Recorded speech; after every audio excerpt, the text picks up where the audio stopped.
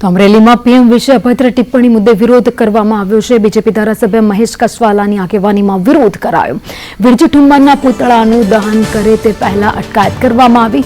વિરોધ કરતા ભાજપના કાર્યકર્તાઓની અટકાયત કરાઈ। વિરજી ઠુમ્મરને સદબુદ્ધિ આપવા મહાદેવને પ્રાર્થના કરવામાં આવી અને વિરોધ નોંધાવવામાં આવ્યો।